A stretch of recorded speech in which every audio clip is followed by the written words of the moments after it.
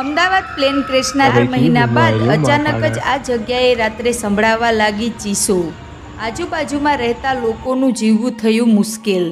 છેલ્લા 1 અઠવાડિયાથી આવું થવા લાગ્યું.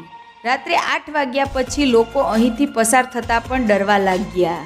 આ વાતની જાણ જ્યારે વૈજ્ઞાનિકોને થઈ તો તેઓ રાત્રે અહીં શું થઈ રહ્યું છે તે જાણવા માટે અહીં રોકાયા. અડધી રાત્રે પછી જે થયું જોઈને વૈજ્ઞાનિકો પણ ધ્રુજી ગયા. એક સાથે 260 લોકોના અવાજ સંભળાયો. મિત્રો, શું છે અહીંનું સત્ય? ચાલો આપણે વિસ્તારથી જાણીએ. મિત્રો, આ છે બીજે મેડિકલ કોલેજનો કેમ્પસ. બહારથી આ જગ્યા સામાન્ય લાગે છે, પરંતુ અહીંના સ્થાનિક લોકો માટે આ જગ્યાએ ભયનો પડછાયો પથારી દીધો છે. 12મી જૂનના રોજ આ જગ્યાએ એક ભયંકર વિમાન દુર્ઘટના થઈ, જેણે અનેક પરિવારોની ખુશી છીનવી લીધી. આજે ઘટનાના 4 મહિના પછી પણ લોકો આ જગ્યાની નજીક જતા ડરે છે.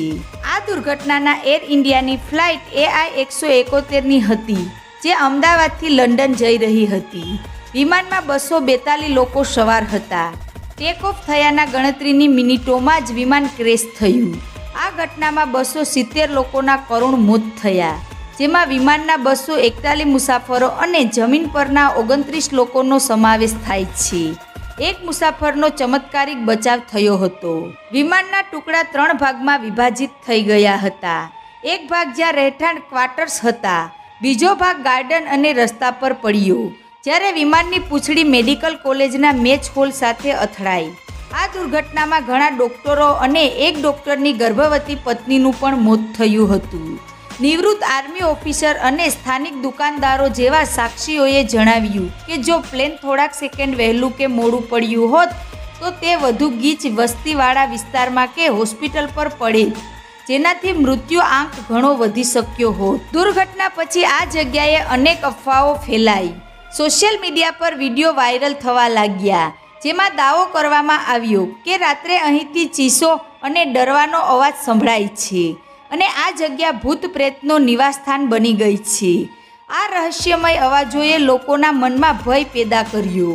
આ અફવાઓની સત્યતા જાણવા માટે વીટીવી ન્યૂઝની ટીમે 5 કલાક સુધી રાત્રે આ સ્થળ પર તપાસ કરી. ટીમે જોયું કે કોઈ ભૂતિયા ગતિવિધિઓ નહોતી.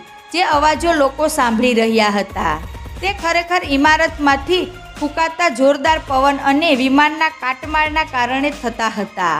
આ સિવાય ફોરેન્સિક સાયન્સ યુનિવર્સિટી અને અન્ય સંસ્થાઓ દ્વારા DNA મેચિંગ કરીને મૃતકોની ઓળખ કરવામાં આવી અને તેમના પરિવારોને મૃતદેહ સોંપવામાં આવ્યા. દુર્ઘટના પછી વિમાનનો કાટમાળ દુર્ઘટના સ્થળેથી એરપોર્ટ પરિસરમાં લઈ જવામાં આવ્યો, જ્યાં એરફાસ્ટ એક્સિડન્ટ બ્યુરો અને US નેશનલ સેફ્ટી બોર્ડ દ્વારા તપાસ ચાલુ છે.